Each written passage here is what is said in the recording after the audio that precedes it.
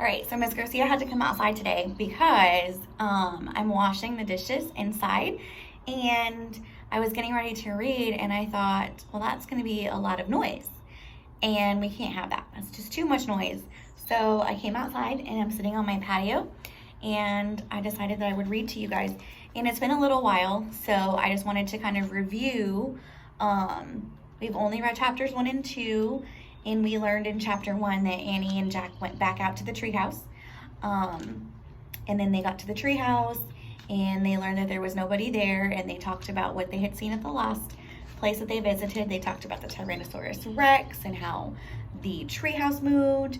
And Annie found a new book, and she decided that she wanted to go visit the new place in her new book, even though Jack didn't want to, and she made a wish.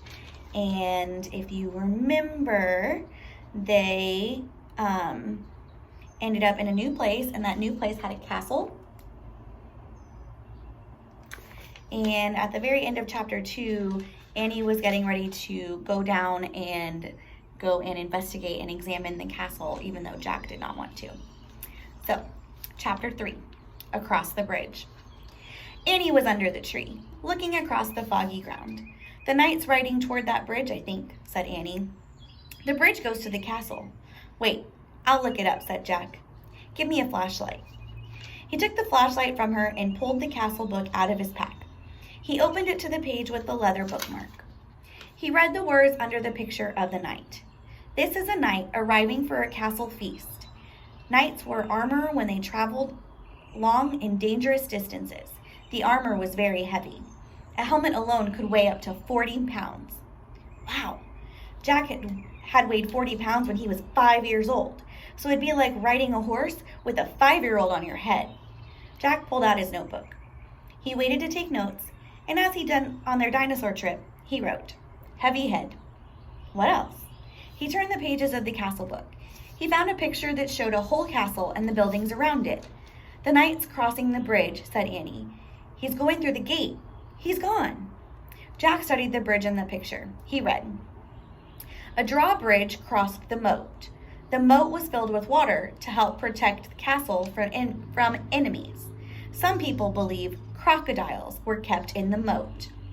Jack wrote in his notebook, "Crocodiles in moat?"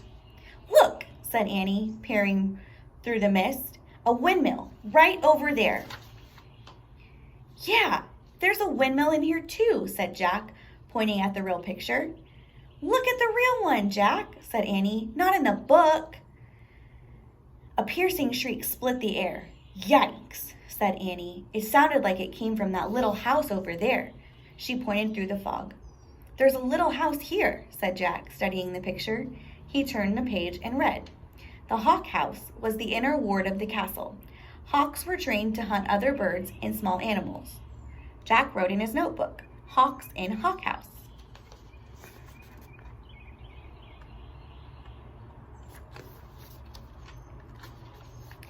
"We must be in the inner ward," said Jack. "Listen," whispered Annie. "You hear that? Drums? Horns? They're coming from the castle. Let's go see." "Wait," said Jack. He turned more pages of the book. "I want to see what's really going on, Jack, not what's in the book," said Annie. "But look at this," said Jack. He pointed to a picture of the big party. Men were standing by the door, playing drums and horns. He read, "Fanfares were played to announce different dishes in a feast. Feasts were held in the Great Hall." "You can look at the book. I'm going to the real feast," said Annie. "Wait," said Jack, studying the picture. It showed boys his age carrying trays of food, whole pigs, pies, peacocks with all their feathers. "Peacocks?" Jack wrote, "They eat peacocks?" He held up the book to show Annie. "Look, I think they eat—" Where was she? Gone. Again. Jack looked through the fog. He heard the real drums and the real horns. He saw the real hawk house, the real windmill, the real moat. He saw Annie dashing across the real drawbridge. Then she vanished through the gate leading to the castle. That's it for chapter 3.